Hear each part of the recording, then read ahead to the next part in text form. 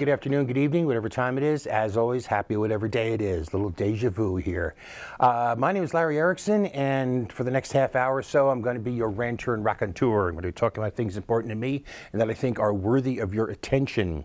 If you have any reactions to the show, you can email me directly. My personal email is whoviating, WHOVIATING @AOL.com.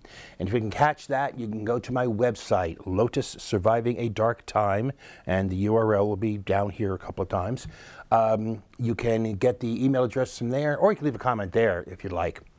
If you do send me email, I ask two things. One is be sure to include something in the subject line that makes it clear this is not spam. And two, be a little patient about getting an answer because I'm lousy at answering email. All right, with that stuff out of the way, let's get to it. I always like to start, when I can, with some good news. So, good news this time is that the amazing Mr. O continues to take steps toward renormalizing, toward reopening normal relations with the nation of Cuba. On May 5th, the White House approved ferry service between the United States and the island nation of Cuba. It's the first such service in decades. This comes in the wake, no pun intended, this comes in the wake of the April meeting between Obama and the Cuban leader Raul Castro. That is the first such meeting to have taken place in over 50 years. Obama's also eased up on some of the trade embargo restrictions with Cuba, and more directly related to the ferry routes. He's moved to ease long-standing travel restrictions between the two countries. Regular tourist travel to Cuba is still banned. However, Cuban Americans visiting family, visiting government officials, and journalists no longer need to get special permission to go to Cuba. Now, even with those travel restrictions that remain in place, even with them, the new ferry service would open up a new path for the movement of the hundreds of millions of dollars in goods that go between the U.S. and Cuba every year, not to mention the great number of people who go to Cuba every year to visit relatives. The Treasury Department says that these ferry licenses are being issued on a case-by-case basis, and there is no blanket approval for ferry service.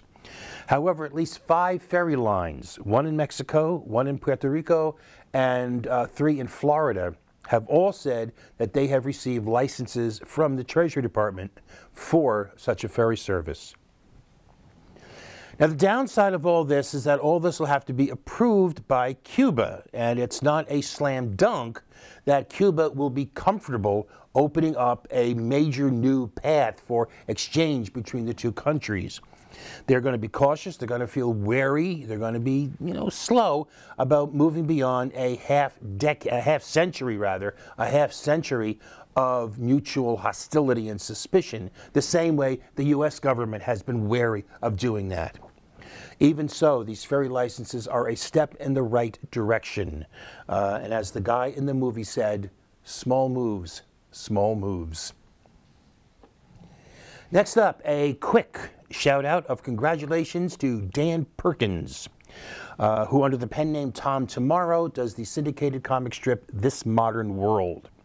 He was one of the 3 finalists for a Pulitzer Prize in editorial cartooning for 2015. If you don't know who he is, if you don't know This Modern World, you really should. You can see the sampling of his cartoons that he submitted to the Pulitzer Committee for their consideration. There'll be a link to them at my website. Check them out. All right, next. The penalty phase of the trial of Boston Marathon bomber Dzhokhar Tsarnaev is now going on. For all I know, it may have been over by the time that you see this, but whether it is or it isn't, there's still a comment that I want to make. Because the issue now, obviously, is not one of his guilt or innocence, and really it never really was. He never denied being involved. Rather, the issue now is one of his life or death. Will he be sentenced to life without parole, or will he be sentenced to death? To me, there's not even a choice to be made. The death penalty is an archaic relic of a brutal past, a past that I would have hoped we have outgrown, but apparently have not. It's a relic marked with bigotry, legal sloppiness, and the murders of the innocent. Over the past 40 years, 153 people have been released from death row with proof of their innocence. That figure is more than 1 in 10 of the people who have been executed in that time. So how confident can we actually be that there were not innocent people among those we killed? Yes, but, you know, that will be cold in response. Yes, but, you know, you said it yourself. I mean, his guilt is not an issue. He is not innocent of this crime. Well, I know that. I also know that killing him, and let's not kid ourselves here. Let's not kid ourselves with euphemisms, okay? What we're talking about here is planned, premeditated murder. The fact that it's by the government doesn't change that. We're talking about planned, premeditated murder, and murdering him will not bring back a single life. It will not undo a single wound. It will not repair a single mangled limb. It will not put back together a single shattered life. I am unalterably opposed to the death penalty, even when faced with the excuse of the worst of the worst. I'm not the only one opposed. While a majority of Americans still support the death penalty, that support is now at a 40-year low. And I'm not even the only one opposed to the death penalty for Dzhokhar Tsarnaev. The Los Angeles Times editorialized that, quoting the paper, "The real reason to spare Tsarnaev's life is that no crime warrants the death penalty.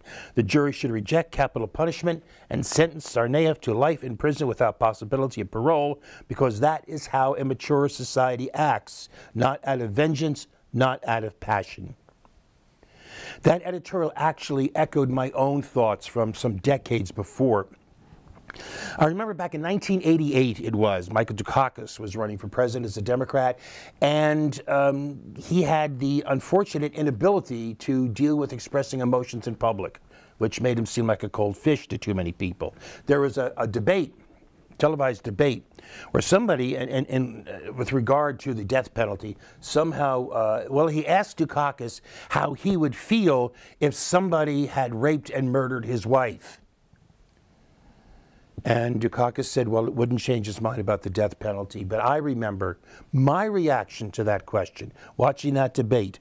My immediate reaction was, somebody raped and murdered my wife, I would want to rip their throat out with my bare hands. I would want to crush their windpipe. I would want to rip off one leg, beat them unconscious with the other, and then take their blood and smear it back over their face. My rage would have no bounds. But that's why we have laws. That's why we have courts, so that we don't act out of anger, out of vengeance, out of just blind fury, that our actions are based on thinking about what we do and the meaning of it and the consequences of it. That's why we have a whole legal structure. Now, it would surely make some people around feel better, feel somehow that we got him back, if we are to kill Dzhokhar Tsarnaev. But blood vengeance is not supposed to be the basis for our actions, not as a society any more than as individuals. We should put a final end to the death penalty. All right, moving on from there, it's time for one of our regular features. It's the Clown Award, given as always for meritorious stupidity. And the big red nose this week goes to Ben Carson, former brain surgeon and now candidate for the Gopper nomination for presidency. Ben Carson, the man who in March swore he would never talk about the gay again because the biased liberal press was so mean to him by quoting what he said, he may have found another topic that in the future he will have to swear to avoid: the Constitution. On May 5th, on the reactionary Newsmax TV, Carson was asked about the pending Supreme Court ruling on the issue of same-sex marriage. And I'm sorry, Ben, but I'm quoting, We have to understand how the Constitution works. The president is required to carry out the laws of the land. The laws of the land come from the legislative branch. So if the legislative branch creates or changes a law, the executive branch has a responsibility to carry it out. It doesn't say they have a responsibility to carry out a judicial law.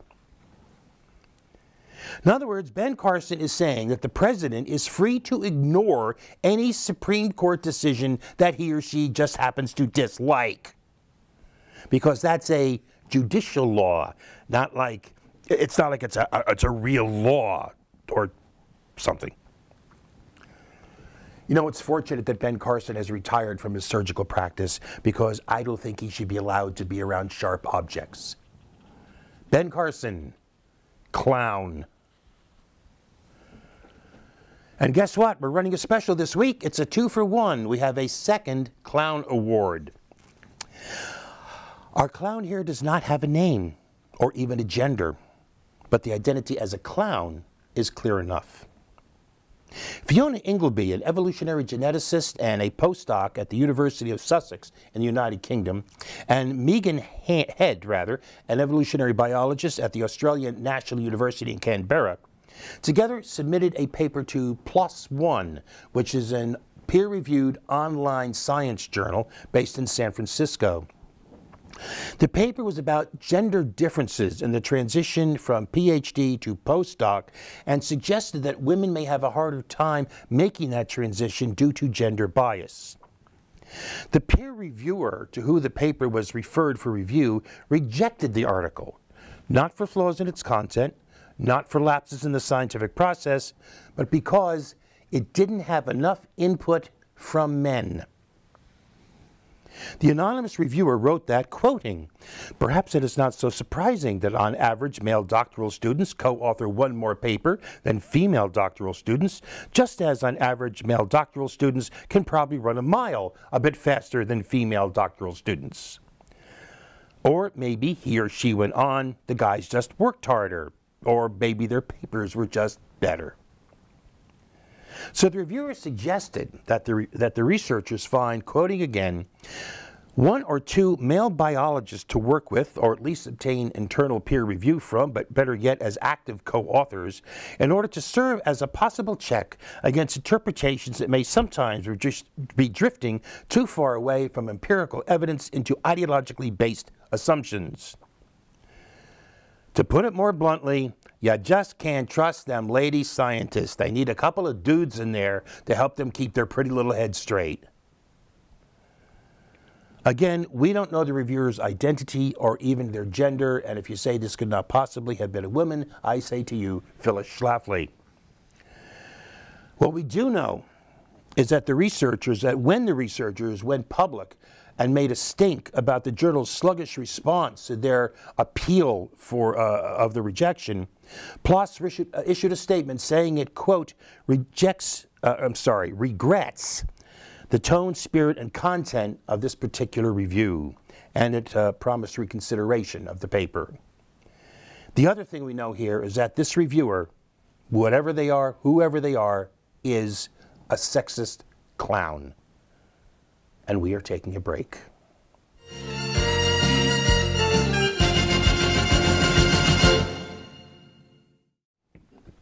Hi, and we are back. All right. 3 provisions of the grossly misnamed Patriot Act, which should have been called the TRAITOR Act, and I am going to call it here the TRAITOR Act because of its impact on civil liberties and privacy. 3 provisions of that act are set to expire on June 1st. Now, when the TRAITOR Act was passed, it was in an atmosphere of unreasoning panic in the immediate aftermath of 9/11. It was passed with unseemly haste and essentially no debate in a Congress where the members barely had time to scan the hundreds of pages of this bill, much less read and digest it.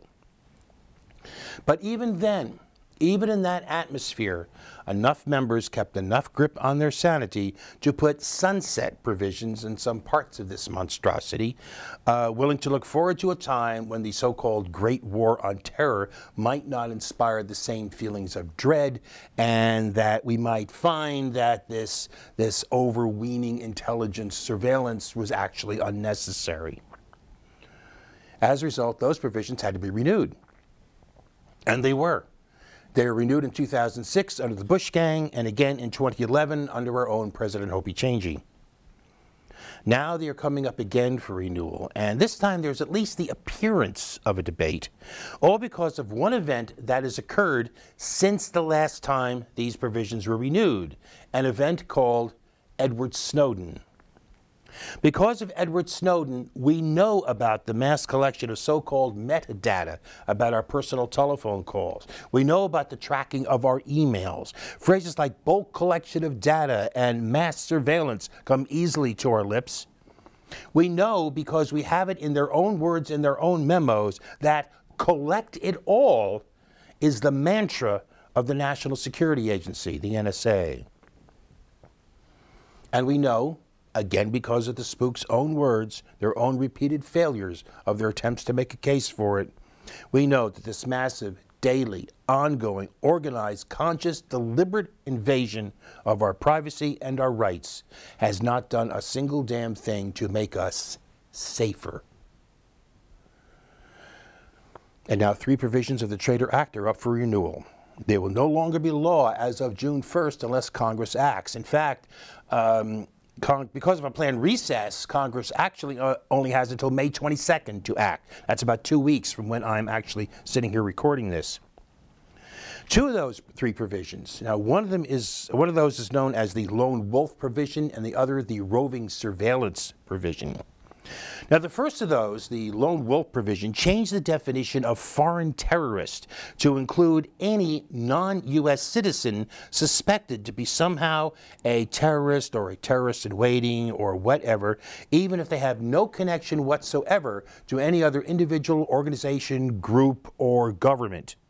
They're still part of international terrorism.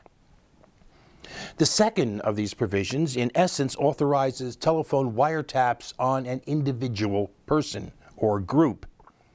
The thing is, normally such wiretaps, you get a warrant to put a wiretap on a certain telephone line, and you monitor that telephone line. This provision says, oh, no. You're not doing surveillance on the phone line, you're doing surveillance on the person.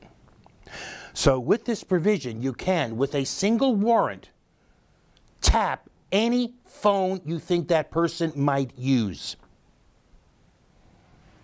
But the provision that's caused the biggest stink is Section 215. Section 215 allows investigators to obtain, and I'm quoting here, any tangible things, including books, records, papers, documents, and other items, so long as the records being sought are being sought in connection with a terror investigation. That phrase, in connection with, is very important, because what it means is the person or group or institution or whoever it is whose records are being sought need not be suspected of any wrongdoing. They don't have to be connected to anybody suspected of any wrongdoing. All that's needed is that investigators are prepared to claim that the information is some way, somehow relevant to an investigation. Which is why this provision has been called also the library records provision, because some federal spook somewhere might think that what books you read is relevant to something. It was Section 215, in addition to this, that enabled NSA's ongoing daily bulk collection of metadata on millions and millions of phone calls. Now, defenders of the TRAITOR Act usually say that, well, such metadata is just a list of what number called what number. What's the big deal? It just really doesn't tell you anything. That argument is flatly false. Now, metadata, it does include what number called what number, yes. It also includes what time the call was made, how long the call was. It includes your calling card number if you used a calling card. It includes the trunk identifier, which narrows down the location where you were when you made the call. It includes the IMEI number, which is the unique identifier of your mobile phone, and the IMSI number, which is the unique identifier of the SIM card in your mobile phone. In 2013, at the time all this was coming out, the British newspaper The Guardian noted that, quoting, "When cross-checked against other public records, the metadata can reveal someone's name, address, driver's license, credit history, social security number, and more. Government analysts would be able to work out whether the relationship between two people was ongoing, occasional, or a one-off."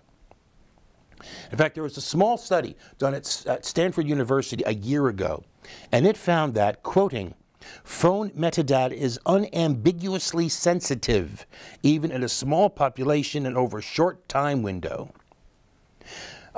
They only use metadata willingly provided by a group of people through a phone app. So it was only a relatively small number of people, and it only covered a couple of months of time, okay? Still, with those limitations, they were able to figure out that one person had multiple sclerosis, another person had a heart condition, another person had an unplanned pregnancy. They were able to figure out what sort of gun someone owned and had a high degree of success in cases where they tried to accurately predict someone's religion.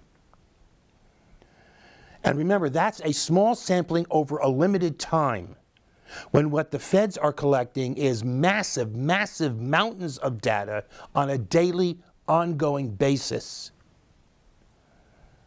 And again, this says the phone metadata, it does not begin to express the stretch of Section 215.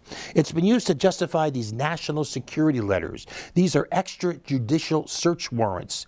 They're unreviewed by any court, not even by the notoriously compliant Foreign Intelligence Surveillance Court, which virtually never rejects a plea, an application for a warrant.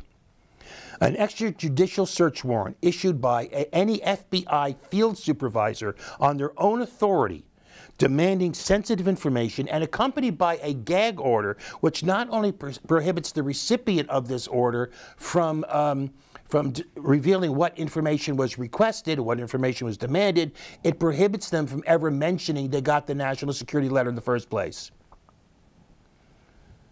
So in light of all this, it's not surprising that there's a push going on by civil liberties groups and by civil libertarians in Congress, which does include some people on the right as well as on the left, a push to let Section 215 die its well-deserved death. Even the White House is on board with that idea, having admitted some time ago that it really doesn't need this authority, which it could hardly have done otherwise, considering that Obama's own presidential task force on the matter concluded that the program is, quoting, not essential to preventing attacks, unquote. Okay, so what's happened? In April, Senate Majority Leader Fishface McConnell and Senate Intelligence Committee Chair Richard Burr introduced a bill that would extend all 3 expiring provisions without changes for another 5 years through 2020. Using a maneuver intended to have the bill skip any committee hearings and go straight to the Senate floor for a vote. Now, however, the House Judiciary Committee reached a bipartisan agreement on a different bill, one supposedly, and I do strongly emphasize that word, offers some significant reforms. Now, the bill is called the USA Freedom Act, and originally it let Section 215 expire, but even that reasonable provision has been watered down. And remember, the White House says it can do without Section 215 authority, but even that provision has been watered down in the pursuit of the mythologized bipartisan support. What the bill does now, what the USA Freedom Act does now, is it narrows the type of records collected, adds some oversight protections, and toughens the standards for a warrant to examine phone company records, but it doesn't end bulk data collection. What it does instead is it requires the phone companies to maintain those records so that the feds can look at them anytime they can convince a court that they have a, quote, reasonable, articulable suspicion that a specific search term, such as a particular phone number, was associated with international terrorism. Now that bill, the USA Freedom Bill, is expected to pass the House, but its chances in the Senate, where the right-wing leadership wants our privacy to be continue to be invaded, undeterred, the chances in the Senate are uncertain. And at the same time, while the USA Freedom Act is expected to pass the House, civil liberties groups seriously question what protections it actually offers. For one unhappy example, the court that the feds would have to convince to get a warrant to search those phone records is, I say it again, the notoriously compliant Foreign Intelligence Surveillance Court. So as one observer put it, here is where we stand with Patriot Act Section 215. 2 bills, no real changes, a blindfolded fight over the Patriot Act, and a bad feeling about everything. Okay, now that I've depressed you, let me make you feel really down. Because remember, all of this talk only applies to the first 3 sections of the TRAITOR Act, those sections that are up for renewal. The rest of it rolls merrily along. Well, a lot of the bill is uncontroversial. A lot of it is just like administrative changes as to who does what.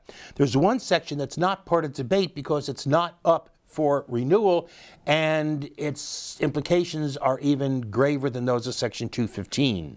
It's Section 702.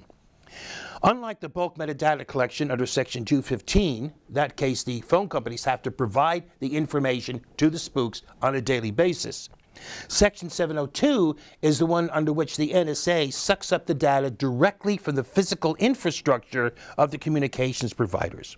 It's the one through which the NSA scoops up mountains of data traveling over the internet, including emails, instant messages, Facebook messages, web browsing history, and a lot more.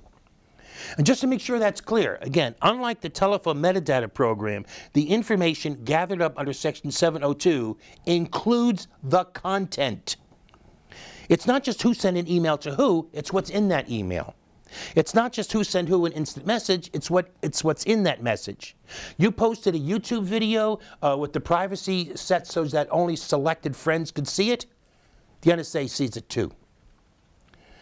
Now, the NSA is not supposed to intentionally target any U.S. citizen, but the words intentionally and target both have been given, let's call them, flexible meanings, such that millions of the internet records of millions of Americans have been swept up unintentionally. So I hope you're reassured that your Fourth Amendment rights and your constitutional rights to privacy are under such strong and trustworthy protection. There's only one real answer to this, and it's not going to happen. We have to throw out the TRAITOR Act and start over. It would be easy enough to pull out the uncontroversial provisions and just repass them, but they're not the issue. After 14 years of the TRAITOR Act, with no evidence it's done anything to protect life or property or anything worth protecting, after years of mass intrusions into our privacy, after thousands of TRAITOR Act-approved secret searches of homes, offices, and other places, it's time to say enough before it's too late. There are those, as there always are in any such case, who say they're not worried because they didn't do anything wrong, so the NSA doesn't care about them because it only goes after the bad guys. To those people, I would only say that you are staking a hell of a lot on the assumption that power does not corrupt. That's it. We're done. We're out of here. I will see you next week. Have the best week you possibly can. Peace.